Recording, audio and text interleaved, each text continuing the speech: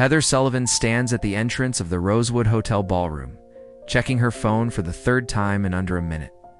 7:34 p.m., right on schedule. Her lips curl into a satisfied smile as she scrolls once more through the checklist in her head. The slideshow is ready. The photographer is in position. The caterers are pouring champagne without restraint. Inside the ballroom, 120 former classmates mingle beneath crystal chandeliers, laughing loudly, reliving glory days that peaked before adulthood began. They are waiting for the surprise Heather has planned so carefully, the one she's been teasing for weeks. Tonight's entertainment, tonight's spectacle, Tanya Bennett. The girl they voted ugliest back in 2013. The girl whose face was once a roadmap of acne and shame. It's the girl who ate lunch in a locked bathroom stall for 4 straight years just to avoid being seen. Heather had sent the invitation 3 weeks ago, deliberately polished, carefully worded. Subject line, "Come show us who you've become." She imagined Tanya reading it, hesitating, then accepting. Heather expected her to walk in exactly as she left Riverside Academy, nervous, desperate for approval, still hoping that maybe, finally, these people would accept her. Or expected humiliation. One last laugh, one last reminder of who Tanya used to be. A black Mercedes pulls up outside the hotel entrance. The door opens. Heather's smile falters. The woman who steps out is someone she does not recognize. Nobody does. If you have ever been underestimated, if you have ever been laughed at behind your back or to your face, if you have ever been told without words that you were less than, this story is yours. What happens next will take less than 30 seconds and change everything. But to understand what unfolds tonight, you have to go back. Because what happens now only makes sense if you understand what happened then.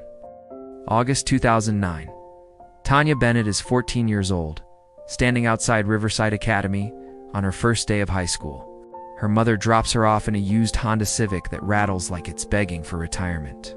Tanya watches as other cars glide past, BMWs, Lexuses, sleek SUVs, and one Mercedes driven by a uniformed chauffeur. She adjusts the straps of her backpack and smooths down her uniform, which hangs awkwardly on her frame, 2 sizes too big. Her mother bought it secondhand, convinced Tanya would grow into it.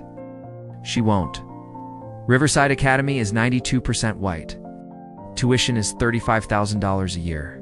Tanya's mother works 2 jobs to afford it: days as a nurse's aide, nights cleaning empty office buildings while the city sleeps. She believes in one thing with absolute faith: education will save her daughter. She has no idea what that education is about to cost. Tanya walks into homeroom. 23 heads turn toward her. 23 white faces. She is the only black student in the class. Her chest tightens as she slips into a seat in the back corner, lowering her head, hoping invisibility might protect her. It doesn't. Heather Sullivan sits in the front row, blonde hair pulled into a flawless ponytail, coach bag dangling from her chair, nails perfectly manicured at 14. She leans toward the girl beside her, Sarah, and whispers just loud enough to be heard. "Oh my God, she's so black, like, really black." Sarah giggles, covering her mouth, whispering back, "Is that acne or dirt?" They don't try to hide it. They want Tanya to hear. Tanya's skin is deep brown, nearly black in certain light. Her face is covered in severe cystic acne, painful, angry, untreated. She doesn't know yet that it's hormonal, that it's manageable with proper care. Her mother can't afford a dermatologist. Tanya is also 30 kilograms overweight.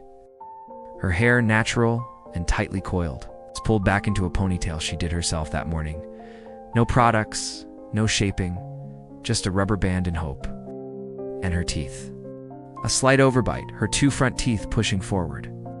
Kids will later call them buck teeth. Heather will call them something much worse. Tanya stares down at her desk and learns the first rule of Riverside Academy. Make yourself small. So small no one notices. But Heather notices everything. By September, lunchtime has become a daily trial. Ida sits alone at a table in the far corner of the cafeteria, clutching a lunch from Homa, peanut butter sandwich, and an apple. She learned quickly not to buy cafeteria food. $12 for a salad her mother could make for 2. Heather and her group 5 girls, all thin, all polished, all expensive, walk past her table. Heather is holding a carton of chocolate milk. She stops. "Hey, you're Tanya, right?" Tanya looks up, startled. No one has spoken to her in 3 weeks except teachers. "Yeah," Heather smiles brightly. "Welcome to Riverside." Then she tips the carton. Chocolate milk pours over Tanya's head, soaking her hair, her face, her uniform. The cafeteria explodes, 100 students, laughing, pointing, filming on their phones. Milk drips into Tanya's eyes, down her cheeks, pooling in her lap. Heather leans in close enough for Tanya to smell her perfume and whispers, "Now you match." A teacher, Mr. Peterson, finally approaches. "Girls, that's enough. Not apologize, not come with me. Just, that's enough." Heather walks away laughing while Tanya sits frozen, milk dripping from her hair, as 100 phones capture her humiliation. Later that night, the video appears on Facebook. Caption, "The new girl got a makeover." 300 likes. 57 comments. Tanya reads every single one. She never eats in the cafeteria again. By October of sophomore year, someone creates a Facebook group, Riverside Rejects. The profile picture is Tanya's freshman yearbook photo. She tried to smile, hiding behind her hair, the acne making her self-conscious. Underneath it reads, "Find the difference. Ash!" Or Tanya. 247 students join the group. 247 out of 350. The comments pile up fast and vicious. It's the ugliest thing I've ever seen. Why is she even here? Send her back to the zoo? I didn't know gorillas could afford private school. Tanya reports it to Facebook. The group is removed. It reappears the next day under a new name, Riverside's Biggest Mistake. She reports it to Principal Whitman. He calls her into his office, folds his hands, and sighs. "Tanya, I understand you're upset, but social media is outside our jurisdiction. Have you considered that maybe if you tried to fit in more, these things wouldn't happen?" She stares at him. "Fit in how?" He shifts uncomfortably, "Be friendlier, smile more, join activities." He doesn't say what he means, but Tanya hears it clearly. Be less black, be less visible, be less you. She leaves his office, walks straight to the second-floor bathroom, locks herself in the furthest stall, and cries until the final bell rings. From that day on, she eats lunch in that stall every single day for the next 3 years. By March of junior year, humiliation has become routine. Heather walks up to Tanya's desk, leans down, smiling sweetly. "Hey, Tanya, there's this guy, Brad, from the football team. He thinks you're cute. He wants to take you to prom." Tanya looks up. She doesn't believe it, but she wants to. Desperately, really. Heather nods. "Really? He's kind of shy, so he asked me to ask you. Meet him Friday at 7, Marriott downtown. He'll have your ticket." Tanya's heart pounds. No one has invited her to anything in 2 years. "Okay," she says softly. Tell him yes." Friday comes. Tanya borrows a dress from her cousin. Her mother drives her to the Marriott and drops her off right at 7. "You look beautiful, baby," her mother says, meaning it with her whole heart. Tanya walks into the lobby and waits. 7:15, 7:30, 8 o'clock. No Brad. She calls her mother and asks to be picked up. Monday morning, Tanya walks into school. There is a photo taped to her locker. It's her standing alone in the Marriott lobby. Hands folded awkwardly in front of her borrowed dress, eyes searching the room for someone who is never coming. The photo is cruel in its simplicity, no distortion, no filter, just loneliness frozen in time. Beneath it, the caption reads, "Who would go with that?" 47 copies of the same image are taped to every locker in the junior hallway, aligned like a gallery of shame. It's impossible to walk through without seeing her face again and again, her own humiliation multiplied. Heather walks past without slowing down. She doesn't even look at Tanya. She laughs with Sarah, whispering something, both of them glancing sideways like spectators admiring their work. Tanya stands there for a moment, frozen, then begins pulling the photos down. One by one, tape tearing, paper crumpling. Students walk by. Some laugh openly. Some pretend not to see. Some lift their phones and take pictures of her taking pictures of herself down. Nobody helps. No one says a word. When the last photo comes off, Tanya keeps one. She folds it carefully and slides it into her backpack. She doesn't know why yet. She just knows someday she'll need to remember exactly how this felt. Senior year arrives. January 2012. Heather creates another poll on Facebook, disguised as a joke, framed as school spirit. Riverside's Ugliest Girl Award, 3 nominees. Tanya's name is there, inevitable. The results aren't close. She wins with 18.9% of the vote. 432 students participate. The comments are merciless. Not even a competition. I feel bad for whoever has to look at her. She should just drop out and save us all. Tanya screenshots every single comment. She saves them in a folder on her laptop and names it evidence. She doesn't know what she's collecting evidence for. She just knows that someday, somehow, someone needs to see this and understand what was done. That night, she sits on the edge of her bed in her childhood room and opens a bottle of her mother's sleeping pills. She pours them into her palm and counts. 43 pills. She thinks nobody would miss me. She imagines the school relieved. She imagines Heather laughing, maybe even throwing a party. Then her mother knocks gently on the door. "Baby, dinner's ready." Tanya closes the bottle and puts it back in the cabinet. She thinks of her mother. 2 jobs, 16-hour days, sacrificing everything for a future that feels farther away every day. Tanya can't do that to her, so she survives. Not bravely, not proudly. One day at a time, by making herself invisible. May 2013 arrives. Graduation day. When they call Tanya Bennett's name, a group of students boos. Actual boos, loud enough to echo across the ceremony. Tanya doesn't walk across the stage. She tells the school she's sick. 2 weeks later, her diploma arrives by mail. Her mother asks why she didn't walk. Tanya lies. "I didn't want to make a big deal out of it." Her mother nods, either believing her or choosing to. That summer, Tanya leaves Atlanta. She enrolls in a state university for hours away and makes herself a promise. "I will never go back. I will never see those people again." She deletes Facebook, changes her phone number, cuts every tie to Riverside Academy except one. She keeps the folder, the screenshots, the photos, the evidence. On the night before she leaves for college, August 2013, she writes in her journal, "One day I'll show them who I really am. Not for revenge, just so they know they were wrong."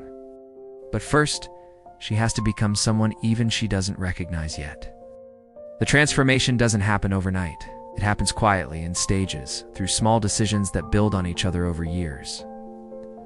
August 2013, Tanya moves into her dorm room. Her roommate is Maya Dominican, confident, effortlessly kind.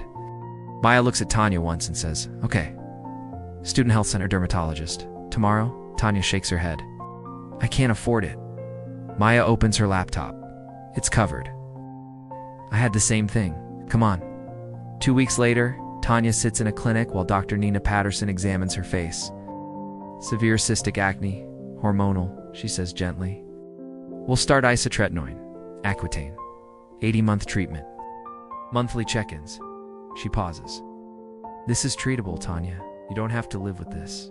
Tanya almost cries. No one has ever said that before. The treatment begins. The first 3 months are brutal. Her skin gets worse before it gets better. But by month 6, the cysts fade. By month 12, her face is clear. By month 18, her skin glows deep brown, smooth, radiant. One morning, she looks in the mirror and doesn't recognize the woman staring back. Her teeth come next. She works 3 part-time jobs: library, campus bookstore, weekend babysitting. She saves every dollar. By sophomore year, she can afford braces. 2 years of metal brackets, rubber bands, constant pain. When they come off in 2016, her smile is perfect. She practices smiling in the mirror, relearning her own face. The weight is harder, not because of vanity, but because of shame. Every pound feels like proof Heather was right. Maya drags her to the campus gym, teaches her how to lift, how to eat for fuel instead of punishment. "You're not fixing yourself," Maya says. "You're becoming yourself." Over 3 years, Tanya goes from 85 kilos to 55. Not through starvation, but through learning that her body is not the enemy. By 2016, Tanya is 20.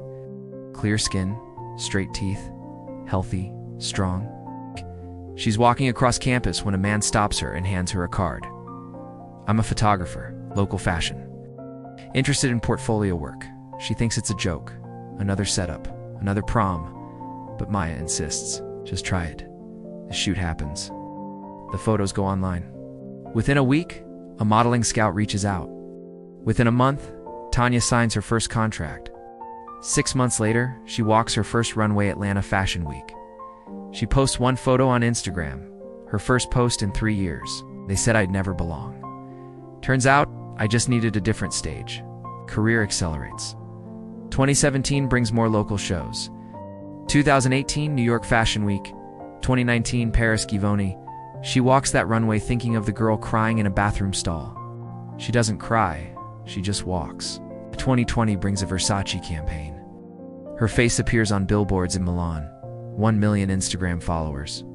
2021 Vogue Italia, then Vogue France. 2022 Vogue USA cover. Her mother frames it and cries every time she walks past. But Tanya doesn't stop at modeling. She launches Glowtech, a beauty tech startup using AI for custom skincare. She pitches investors. Most say no. One says yes. Series A, 5 million. Series B, in 2023, 50 million. Forbes writes about her modal, founder, disruptor. That same year, she meets Brandon Cole, CEO of a fintech startup. Net worth, 200 million. They meet at a conference. By December, they're engaged. 2024, 2.5 million Instagram followers. A life so distant from the past it feels fictional, but Tanya still has the folder, the screenshots, the evidence. She opens it sometimes late at night, not to hurt herself, but to remember to make sure she never forgets who they really were. September 2024. An email arrives. Subject: Riverside Class of 2013 Reunion. Show us who you've become. Tanya reads it 3 times. The wording is careful, friendly, polished, but underneath she recognizes the tone. She deletes it, then retrieves it from the trash. Because sometimes the only way forward is to go back. The email sits in her inbox for 3 days. She doesn't open the email again. She doesn't delete it either.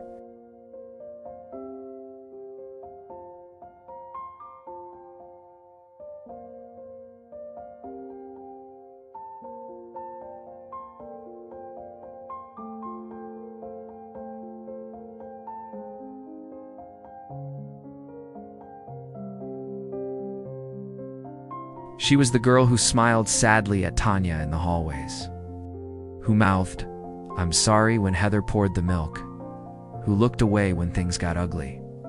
Silence disguised as kindness. After graduation, Jordan became a journalist. Investigative reporting for a small but respected Atlanta publication called The Atlanta Voice. 2 years ago, she reached out to Tanya, apologized, said she'd been a coward, asked if they could talk. Tanya said yes, not because she forgave her, but because she recognized something familiar in Jordan's voice. Guilt that refused to die. Jordan picks up on the first ring. "Tanya, hey. I got an invitation to the reunion." Silence stretches on the other end. Then Jordan exhales sharply. "Don't go." "Why?" "Because I've been following the planning committee. It's Heather. She's organizing it." Tanya sits up straighter. So I hacked into their group chat?" Tanya pauses. "You what?" "I'm a journalist," Jordan says quickly. "I have sources. And passwords are just bad habits waiting to be exploited. Look, I'll send you the screenshots. But Tanya, this isn't a reunion. It's a setup." The screenshots arrive 2 minutes later. Folder, timestamped, unedited, original metadata intact. Group chat title, Reunion Fund Committee, 22 members. Admin, Heather Sullivan. 87 messages spanning 3 weeks. Tanya scrolls.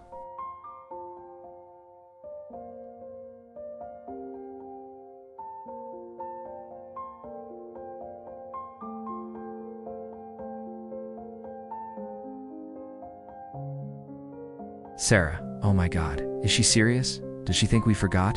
Let's do a slideshow. Then and now theme. I'll pull her worst photos from the yearbook. Mike, my cousin's a photographer. I'll have him ready to capture her reaction. Heather, perfect. We'll give her the most transformed award. Get her up on stage. Then the message that makes Tanya's stomach drop. Heather, then plot twist. We reveal it's a joke. I want to see her face when she realizes nothing's changed. Ashley, wait. Isn't that kind of mean? Heather, she was ugly then. She's probably still ugly now, just hiding it better. Makeup filters, whatever. This is justice. She never belonged at Riverside. We're just reminding her. Tanya reads the messages once, then again, and a third time. Her chest tightens, pressure building behind her ribs. For a moment, she considers deleting the email, blocking Heather, pretending none of this exists. Then she scrolls to the last message. Heather, November 10th. Make sure everything's filmed. I want this on TikTok. Ugly duckling tries to be a swan. This is going to go viral. Something inside Tanya shifts. Not anger, not fear. Something colder, cleaner. A kind of clarity that only comes after surviving too much. She calls Jordan back. I'm going, no, Jordan says immediately. Tanya, they're planning to humiliate you. I know. Then why would you? Because they think I'm still that girl, Tanya says calmly. The one who hid in bathrooms, or the one who took their shit and said nothing. They're expecting a victim. I'm bringing something else. Jordan is quiet. And what do you need from me? Everything. Every screenshot, every message. Full chat logs, and I need you there. Recording? For TikTok. For evidence. Evidence for what? I don't know yet, Tanya says honestly. I'm not walking in unprepared. Not this time. She hangs up and opens her laptop. Creates a new folder. Names it Riverside 2024. She uploads the screenshots, the old Facebook posts, the yearbook photos, the locker picture. The evidence from 2013 placed side by side with the messages from today. 11 years apart. Same cruelty, same people, same language. AI software flags repeated phrases, behavioral patterns, escalation markers. The algorithm highlights what Tanya already knows. This was never a joke. It was systematic. She texts her assistant. November 15th, 7 p.m. I'll need the car. And tell Brandon I'll meet him at 9 o'clock. This won't take long. Then she opens her closet. She pulls out the black Versace dress. The one she wore at Milan Fashion Week. The one that made photographers stop shooting other models just to watch her walk. She holds it up to the light. Heather wants a show. She's about to get one. November 15th, 2024. 7:34 p.m. A black Mercedes. As class pulls up to the Rosewood Hotel, Tanya sits in the back seat wearing the Versace dress black. Structured, flawless. Her makeup is perfect. Her hair, natural curls, shaped by a stylist flown in from New York. On her wrist, a Cartier diamond bracelet, a gift from Brandon. Beside her sits Maya, now her assistant, steady and watchful. Miss Bennett, Maya says softly. We can still leave. Tanya checks her reflection in the tinted glass. I know. Then why? Because they need to see. The driver opens the door. Red-soled Louis Vuitton heels hit the pavement. Tanya stands and takes one controlled breath. Maya hands her a clutch. Your phone's recording. Jordan's inside with press credentials. Good. Tanya walks toward the entrance. Every step deliberate. Shoulders back, chin lifted. This is not someone returning to face her past. This is someone who already survived it. Inside, she hears music. Laughter. The hollow noise of people who peaked in high school trying to remember who they used to be. She pushes open the ballroom doors. Everyone turns. Nobody recognizes her. The room is dressed in Riverside blue and gold. A banner stretches across the far wall. Class of 2013, 11 years later. 120 people in cocktail attire, champagne glasses raised. All white except three, a Latino couple near the back and Jordan. Pressed against the wall, phone up, recording. When Tanya enters, conversations pause. Heads turn. Not recognition, curiosity. Who is that? Someone whispers. Her husband shrugs. Someone's wife. She looks like a model, probably hired entertainment. Tanya walks to the bar. Champagne, please. Her voice is warm, calm. The bartender stares a second too long. She's used to it. She turns, scans the room. Sarah is there, still blonde, still thin. Mike too, heavier now, hairline retreating. Again, Heather, standing near the slideshow screen, holding court. Still beautiful, still blonde, white dress.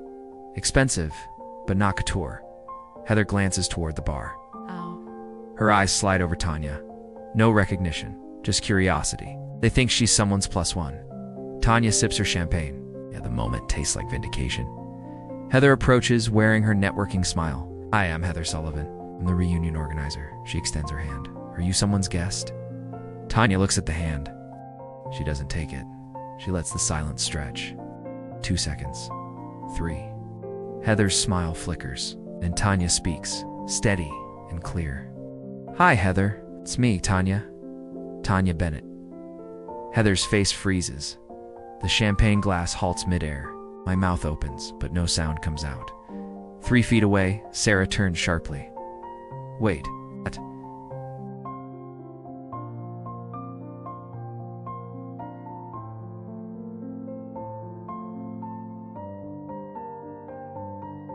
The screen cracks loudly against the marble floor. Confusion hits first, then disbelief, then recognition, and horror blooming slowly across Heather's face like a crack spreading through glass. You're not, she starts, her voice thin, unsteady. Tanya tilts her head slightly, calm, curious. Not what? Heather swallows. You don't look like yourself. I know, Tanya replies evenly. A lot can change in 11 years. 10 seconds pass. The silence is absolute. 120 people holding their breath, champagne glasses suspended midair. 15 seconds. Someone near the bar quietly pulls out their phone, types Tanya Bennett, scrolls, then looks up at the woman standing in front of them. The color drains from their face. 20 seconds. Sarah fumbles for her phone, opens saved yearbook photos. Tanya freshman year, acne inflamed, overweight, half hidden behind her hair. She lifts the screen, compares it to the woman in the Versace dress, and whispers almost to herself, "Oh my God, it is her." 25 seconds. The whisper spreads like electricity. It's her. Actually her. How? 30 seconds. Heather's champagne glass slips from her fingers, hits the floor, and shatters. Liquid and glass scatter across the marble. Heather doesn't move. She just stands there staring, frozen in the wreckage of a plan collapsing in real time. Tanya breaks the silence. Her voice is gentle, almost kind. It's been a while. You look the same? The sentence lands like a blade. The room erupts, phones come out everywhere, fingers fly. Names searched, screens tilt. Mike's voice cuts through the noise. Holy underscore guys, she's a supermodel. She's on Vogue. Another voice overlaps. Frantic. 2.5 million Instagram followers. Graham and Sarah scroll Forbes. Glowtech founder Tanya Bennett raises 50 million Series B. Another gasp. 50 million? The energy shifts instantly. Not curiosity anymore. Shock. Awe. Fear. People start approaching her cautiously, like stepping towards something powerful and unfamiliar. A woman smiles too wide. Tanya, you look incredible. Brad, the prom setup suddenly appears. I always thought you were beautiful. People were immature back then. Tanya looks directly at him. You stood me up at the Marriott. You posted my photo. 47 copies. Brad flushes. That was a misunderstanding. You posted it. He has nothing else. He walks away. Sarah tries next. High school was so long ago. We were kids. No hard feelings, right? Tanya sips her champagne. No hard feelings. Just a very clear memory. Sarah's smile falters. She backs away. More people try. Same script. We were young. Just jokes. We liked you. Tanya responds politely, briefly, with just enough edge to make it clear she remembers everything. Heather stands near the slideshow screen, unmoving, watching her reunion transform into someone else's coronation. From the back of the room, Jordan records everything. This is not going on TikTok as a joke. Tanya's phone vibrates. She glances down, Brandon calling. She smiles and answers. Hi, babe. Her voice softens, warmer than it's been all night. Yes, I'm here. It's interesting. I'll tell you later. She laughs quietly. Love you too. See you at 9. She hangs up. People heard. Did she say babe? Is she dating someone? Mike frantically Googles again. His eyes widen. Tanya Bennett. Engaged. He turns his phone. She's engaged to Brandon Cole, who, someone asks, CEO, fintech startup, 1.2 billion valuation, net worth 200 million. A stunned laugh ripples through the room. She's marrying a billionaire, Sarah whispers, barely audible. She's not just successful. She's rich. Heather looks physically ill. The door's open. Maya walks in, professional, composed. She approaches Tanya. "Miss Bennett, your car is ready. Mr. Cole confirmed for 900 p.m. Tanya nods. "Thank you. 20 minutes. That's all it took." Maya exits. The room watches the formality, the assistant, the car, the billionaire dinner reservation. Amanda whispers to her husband, "We invited her to laugh at her." She's on a completely different level. Heather finally moves. She approaches Tanya, hands shaking, forcing a smile.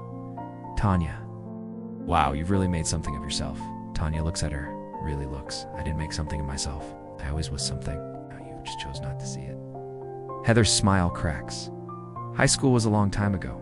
We were kids. Can we move past it? Move past it?" Tanya's voice stays calm. "You don't even remember what you did. I remember every word. Every photo. Every day I cried in that bathroom." She pauses. "I'm sorry if you're not sorry I was hurt. You're sorry I'm successful." Silence. People look away. Heather flushes. "You think you're better than us?" Tanya doesn't hesitate. "I don't think I'm better than you. No, I'm no longer beneath you." She sets down her glass and picks up her clutch. The slideshow was supposed to start at 8 p.m. Memory lane. Tanya's yearbook photo blown up on the screen. Caption, "Some things never change." Ad. The joke. The punchline. It's 7:58 p.m. Trevor, the MC, approaches Heather. "Should we start?" Heather stares at the cued photos, then looks across the room at Tanya Vogue, Versace, billionaire fiancés, quiet power. "No," she whispers. "Cancel it. Cancel all of it." Trevor walks away. The slideshow never plays. People notice. Whisper, "Why no slideshow?" "I thought there was a surprise." Sarah approaches Heather. "What happened?" Heather doesn't answer. She watches Tanya as people crowd around her, asking for photos about her career, her startup, her ring. Everything Heather planned to be the center of, Tanya now is without trying. Tanya isn't here to impress them. 8 p.m. Tanya walks toward the exit. Maya appears, hands her a coat. Tanya turns and looks at the room. Everyone is watching. She raises her hand in a small wave. "It was educational. Thank you for the invitation." Her voice carries calm, clear. She walks out. The ballroom erupts, loud and frantic. People process what just happened in real time. Heather stands in the center of the room, alone. Her friends have moved away. No one wants to be associated with someone who just lost that badly. Sarah whispers, "What do we do?" Heather doesn't answer. Her phone buzzes. Instagram notification. She opens it. A video from the reunion. The moment Tanya said her name, 30 seconds of silence. Heather's face. The glass falling. Caption, "When the ugly duckling shows up as a swan? At Karma?" 12,000 views. 3 minutes. Heather's hands shake. This wasn't supposed to happen. Tanya was supposed to be the joke, the punchline. Instead, Heather is. Outside, Tanya slides into the Mercedes. Maya closes the door. The car pulls away. Jordan gets into her own car, opens her laptop, uploads 47 minutes of footage and texts. "Tanya, got it all. What's next?" Tanya replies, "Now we wait." She's not done yet. Because people like Heather never know when to stop. So the video goes viral overnight. By Sunday morning, 40-8 hours after the reunion, the clip has 2.3 million views. It's on TikTok, Instagram, Twitter, Reddit. Someone turns it into a meme. POV, you tried to humiliate your high school victim, and she shows up as a literal supermodel. The comments stack up. This is the most satisfying thing I've ever seen. Heather's face when the glass drops iconic. I'm crying. Justice served cold. Heather wakes up to chaos. Her phone doesn't buzz, it screams. It's 300 notifications. Tags, mentions. DM is stacked like a crime scene. Her Instagram is still public. People didn't just find her, they hunted her.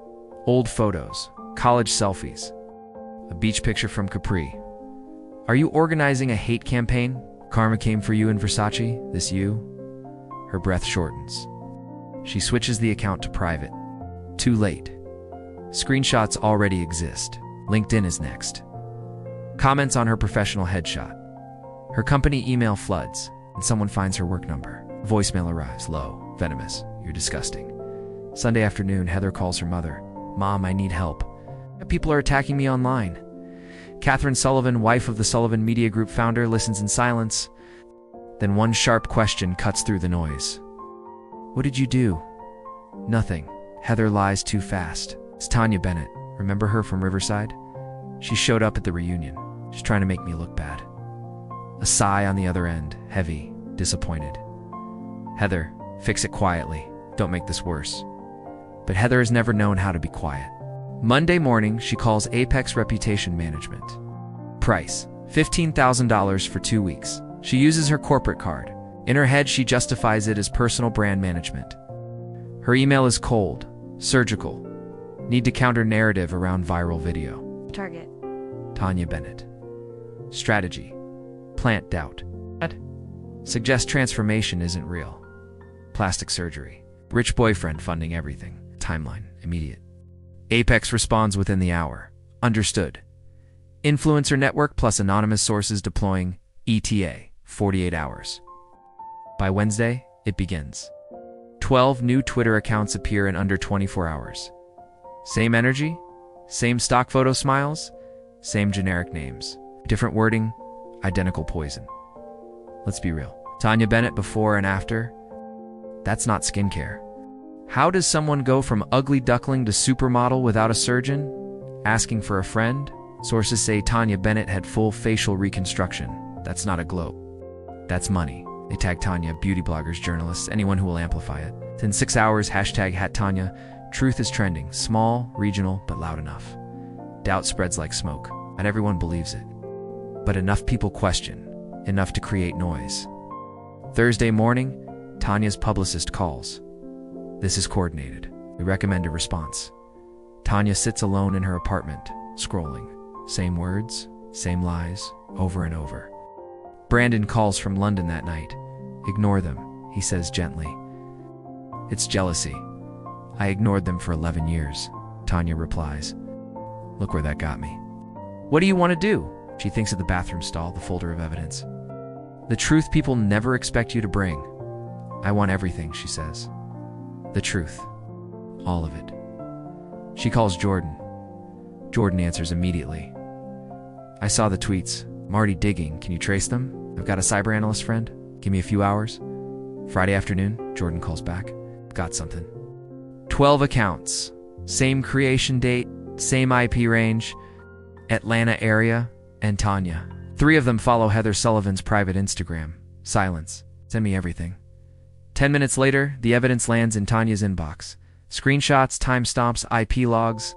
Not court ready, but close enough. Tanya opens a new document. She starts writing. That night, Heather's phone lights up again. Tanya Bennett posted. First post since the reunion. Heather's stomach drops. She opens it. A photo, side by side. Tanya's 2013 yearbook picture. Tanya today. The caption is long, calm, clinical. 11 years ago, I was voted ugliest girl at my high school. They said my skin was too dark, my face too ugly, that I didn't belong. Today, some people say my transformation is fake. So here's the truth. Receipts attached. Heather scrolls. Redacted but verified medical records. Dermatology treatment logs. Orthodontic records. 6 years of gym memberships. No cosmetic surgery, no facial reconstruction, just time. Work, healing. I didn't change my face. I healed my skin. I didn't buy a new smile. I straightened my teeth. I didn't get rich off men. I built a company. And I didn't forget who tried to break me. I just stopped letting them. 1 million likes in 6 hours. The fake accounts go silent. Some delete. Others get reported, suspended. But Heather's email still lives inside Apex's system, and Jordan has a copy. Jordan Hayes doesn't sleep Friday night. 3 monitors glow in her apartment. One shows Heather's email to Apex. One shows IP logs. The third holds interviews Jordan has been recording for 6 days. Saturday morning, 6 a.m., the Atlanta Voice publishes. Headline, The Riverside Reckoning subhead. Tanya Bennett wasn't Heather Sullivan's only target. We found the others. The article opens with Tanya. But it doesn't end with her. Jordan found 8 more, 8 people who disappeared from Facebook groups, changed names. Learned how to survive quietly. Victim 1, Maria Gonzalez, 29, Austin. I was the only Latina in my grade. Heather mocked my accent every day, called me illegal. My parents are doctors. She didn't care, photo included. Maria, at 14, braces, uniform, nervous smile. I'm Maria now, engineer. Thriving. Victim 2, David Turner, 28, Boston, scholarship kid. My mom was a school janitor. Heather told people I smelled like bleach. I transferred schools. Victim 3, Lisa Carter, 29, San Francisco. I'm Asian American. She, and the list keeps going. Because this was never about Tanya alone. This was about a pattern. And patterns, once exposed, don't survive daylight. Heather used to pull her eyes back, Lisa Carter says. Made ching-chong sounds whenever I walked past her. She didn't whisper it. She didn't hide it. She did it in hallways, in classrooms, once directly in front of a teacher. Nobody stopped her, Lisa continues. One teacher actually laughed. Lisa reported it. Went to Principal Whitman's office, hands shaking, voice breaking. He told me, kids tease each other. That's normal. After that, she stopped reporting. Lisa's story includes one detail that makes Jordan's stomach twist. Junior year, Lisa attempted suicide. I was hospitalized for 3 days, Lisa says quietly. School never followed up, never investigated. They just marked me absent and moved on. Jordan stares at the transcript long after the interview ends. Victims 4 through 8 tell different stories, but the pattern never changes. A gay student mocked daily until he stopped holding his head up. A Muslim student told she was a terrorist in gym class. A student with a visible birthmark nicknamed Monster. A boy whose father was incarcerated, called Future Inmate. A girl who gained weight after her mother died, publicly weighed during lunch. Every one of them targeted by Heather or her group. Every one of them told the same thing by administrators. You're overreacting. Don't be so sensitive. You need to toughen up. They didn't graduate healed. They graduated wounded. Jordan's article doesn't just tell their stories, proves them. Screenshots, email chains between parents and Principal Whitman, formal complaints logged then ignored. A 4-year pattern of silence. And then comes the kicker. Public financial records. The Sullivan family donated $500,000 to Riverside Academy in 2011. The same year, multiple complaints against Heather were filed. The same year, those complaints quietly disappeared. Jordan writes, "This wasn't bullying. This was systematic targeting, enabled by institutional silence and financial incentive." Heather Sullivan had a pattern. Riverside Academy had a choice. Both failed. The article ends with a call to action. Riverside Academy does not respond to requests for comment. Principal Whitman, now retired, declines an interview.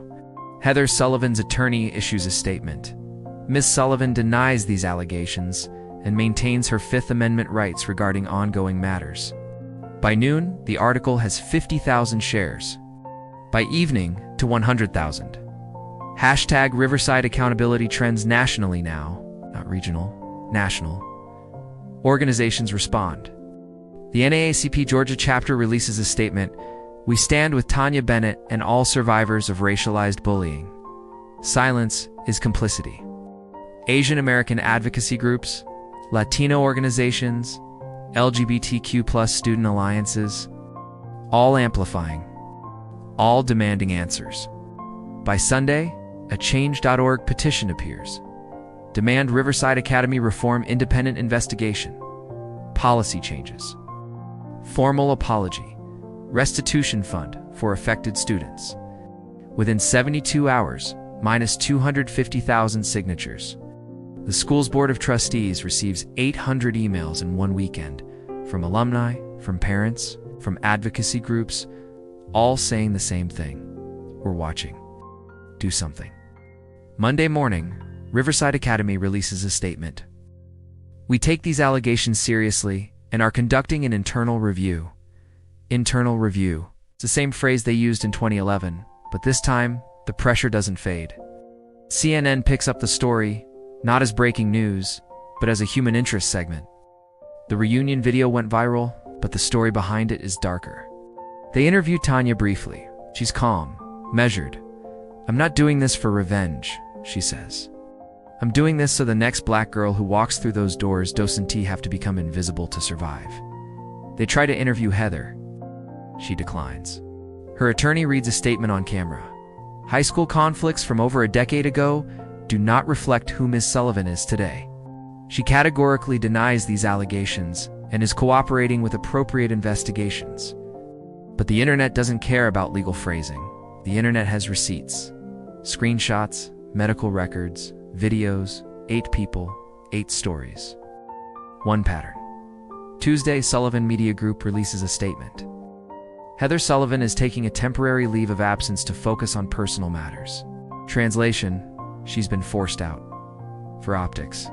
Heather's Instagram stays private. Her LinkedIn reads, sabbatical, friends, the reunion friends, the group chat friends. Stop answering her calls. Sarah posts on Facebook, I don't condone bullying of any kind. I was young and made mistakes. I'm deeply sorry to anyone I hurt. No names, no accountability. Rats leaving the ship.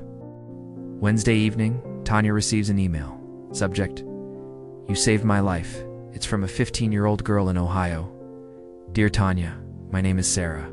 I'm black. I go to a mostly white school. Last month, girls posted my photos online, said I was too dark, too ugly, that I should go back to Africa. I didn't want to go to school anymore. I didn't want to be alive anymore. 3 days ago, I saw your Instagram post. I saw your yearbook photo. I saw you now. I realized if you survived, maybe I can too. Not giving up because you didn't. Thank you for speaking. You saved my life. Sarah Tanya reads it 3 times. She sits on her bed, staring at the ceiling. Her phone buzzes. Brandon, how are you holding up? She replies. I thought I was doing this for me, but it's bigger now. Good. He texts back. That means it matters. Tanya opens her laptop. A folder. Riverside, 2024. Evidence. Testimonies. Patterns. A trail that doesn't stop with Heather. And then Jordan calls. 11:47 p.m., Wednesday night. I found something, Jordan says. Her voice is tight. Yeah, the fake account's attacking you after the reunion. They're not new. Tanya sits up. Now what? Heather's been running fake accounts since 2020, Jordan continues. 12 different profiles, all targeting you. Tanya's heart starts pounding. She's been stalking you, Tanya, for 4 years, commenting as fake fans, DMing you. One account even pretended to be a brand recruiter. Tanya's voice drops to a whisper. What did it ask for? Your address, Jordan says. Your schedule. Silence fills the room. This was never about a reunion. This was obsession. And now, something much darker. That's not harassment, Jordan says slowly. It's a felony under Georgia law. Tanya's chest tightens. She thinks about the messages over the years, the random DMs, the comments that felt off, the ones she deleted without replying, the ones that lingered just long enough to make her uneasy. You're sure? Tanya asks. I have the forensic report, Jordan says. IP addresses, device fingerprints, timestamps. It's all traced back to Heather's work laptop at Sullivan Media. Tanya closes her eyes. This crosses a line, Jordan continues. We can file criminal charges. Send me everything. Jordan hesitates. Are you okay? Tanya doesn't answer right away. I will be. She hangs up. The apartment goes silent. Brandon is still in London. Won't be back until Friday. For the first time in weeks, Tanya is completely alone. Her phone lights up on the counter. Instagram, Twitter, LinkedIn. Strangers arguing about her life like it's entertainment. You're ruining someone's life over high school drama? Let it go. You're just playing victim for attention. She turns the phone off. Stands, walks to the window. Atlanta stretches beneath her. The city she fled, the city she came back to, stronger, sharper, unrecognizable from the girl who left. She thinks about Sarah, the 15-year-old in Ohio. She thinks about bathrooms, locked stalls, kids counting pills, kids convincing themselves nobody would care. She thinks about the folder. Screenshots from 2009, Facebook posts, yearbook captions. Ugliest girl, send her back. Nobody will ever love you. She kept them for 11 years, not to punish herself, because she knew one day someone would have to listen, but she's tired now. The viral video, the fake accounts, the article, the interviews, the hate mail. It's been 2 weeks since the reunion. It feels like 2 years. For the first time, she considers stopping. A statement. I've said my piece. I'm moving on. Let Heather fade quietly. At Riverside, issue a hollow apology. Let the noise die. Her phone sits dark on the counter. Next to it, her laptop hums. She opens it one last time before bed. New email. Sent 3 minutes ago. Subject. Thank you. She almost deletes it. Assumes it's spam. Something makes her open it. Dear Ms. Bennett, my name is Rachel. I was at Riverside 2009-2010. I was there when they poured milk on you. I saw everything. I never said anything. Transferred because I was scared I'd be next. I've lived with that guilt for 14 years. But because you spoke up, I finally told my therapist what happened, what I witnessed, what I didn't stop. I'm starting to heal. Thank you for being braver than I was. Rachel. Tanya reads it twice. Then she closes the laptop. Picks up her phone, turns it back on, calls Jordan. File the charges, she says. All of them. She pauses. Some fights aren't just for yourself. By Thursday morning, the story escapes social media. Good Morning America runs a 3-minute segment. The high school reunion that sparked a national conversation about bullying and accountability. They show the silence, the shattered glass. Tanya's Instagram post, excerpts from Jordan's article, hashtag Riverside Accountability hits 1.2 million tweets in 72 hours. Hashtag Tanya's story trends alongside it. People start sharing their own stories. Their bullies, their bathrooms, their Heathers. Mother in California posts, my daughter is 13. Last week she asked me if she was pretty. I showed her Tanya's story. Today she asked me if she was strong. The answer is yes. The movement grows beyond Tanya, beyond Heather. It becomes a reckoning. Friday afternoon, the NAACP Georgia chapter holds a press conference outside Riverside Academy.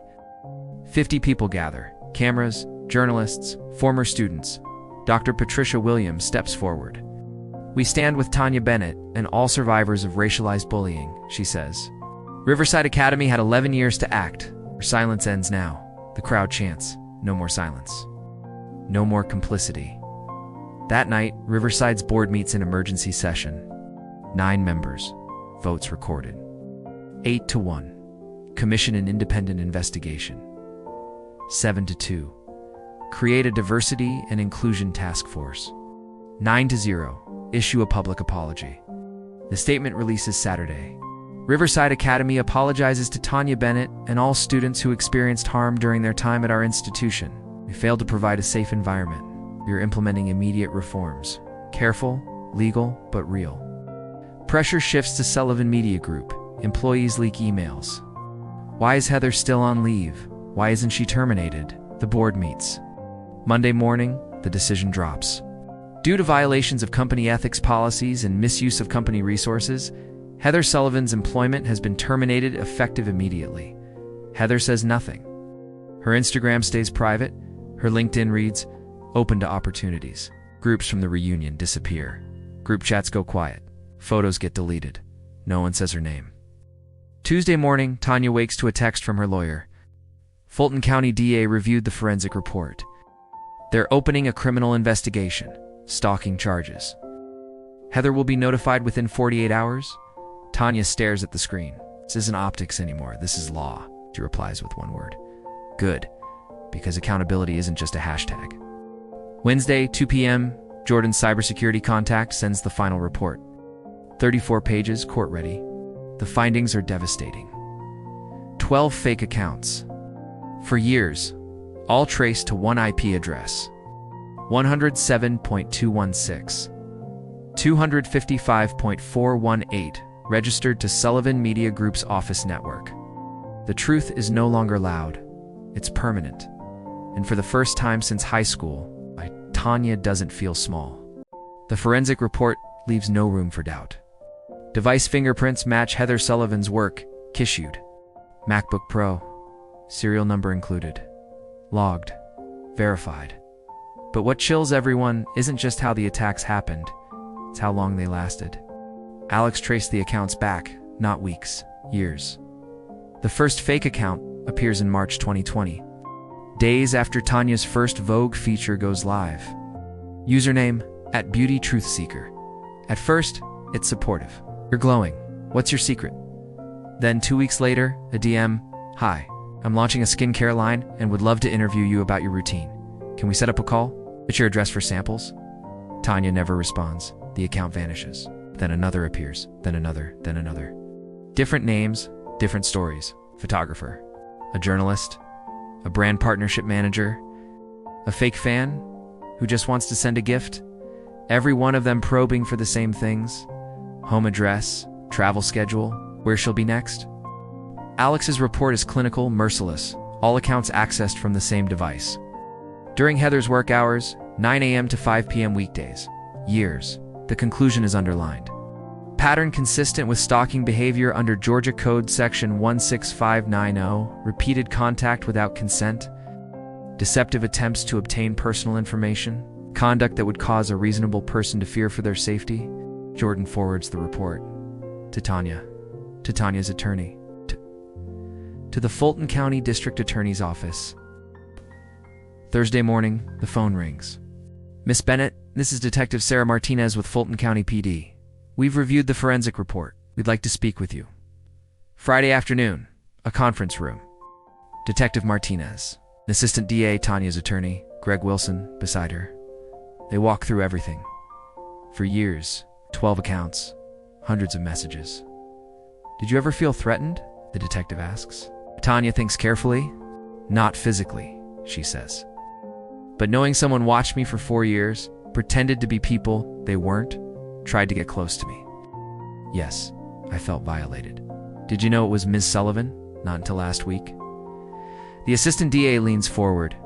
Based on this evidence, we have grounds to pursue charges, stalking, potentially harassment, possibly computer fraud.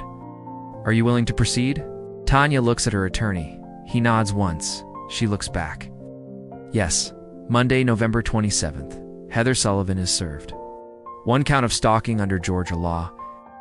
A misdemeanor with felony potential if aggravating factors are proven. Her attorney calls immediately. Heather, we need to talk.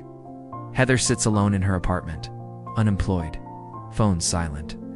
She thinks about the reunion. The slideshow that never played, the moment the room turned. How did it come to this? The answer is simple. She never stopped. December 5th, 2024. Riverside Academy Auditorium. 7 p.m. 200 people attend. Cameras line the back wall. Jordan sits front row, recording. Heather sits in the third row beside her attorney. Navy blazer, hair pulled back. No makeup. Performing remorse without words. Tanya arrives at 7:10. The room stills.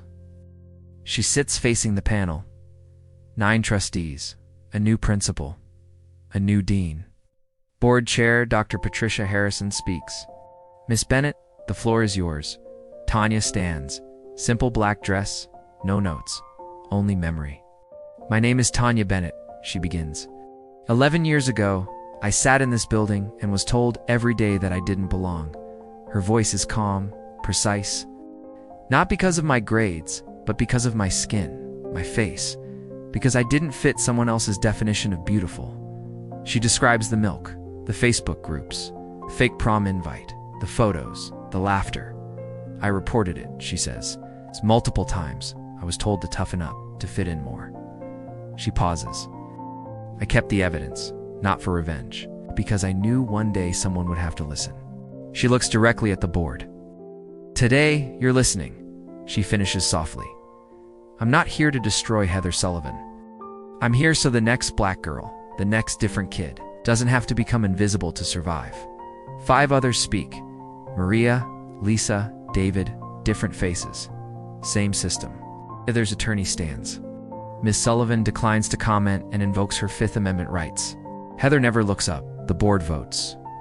8-1. Heather permanently banned from alumni activities. 7-2. $2 million restitution fund for affected students.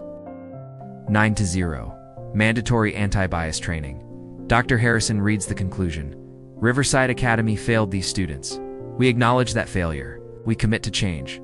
Heather leaves through a side exit. No statement. No apology. Tanya exits the front. One sentence to the cameras. I hope this is the beginning, not the end. 10 days later, the final domino falls. December 15th. Sullivan Media Group releases a statement. Heather Sullivan's employment has been terminated effective immediately due to misuse of company resources for personal matters. It's official. She's gone. Tanya launches the Ugly Duckling Fund. Scholarships for bullying survivors, especially students of color in private schools. $500,000 raised in 10 days. Her final post reads, "They called me a monster. I became a masterpiece. Not by changing who I was, but by refusing to let them define me. The comments flood in. You saved my life. You gave me hope. Thank you." Tanya closes her laptop, looks across the table at Brandon. "It's done," she says. He smiles. "No," he replies. "It's just beginning," she nods. He's right. Fate Tales outro. If someone ever made you feel like you weren't enough, hear this clearly. You were always enough. They just couldn't see it. Share this story. Comment below. And if you believe every voice matters, subscribe to Fate Tales. Because the most powerful transformation isn't physical. It's realizing you were worthy all along.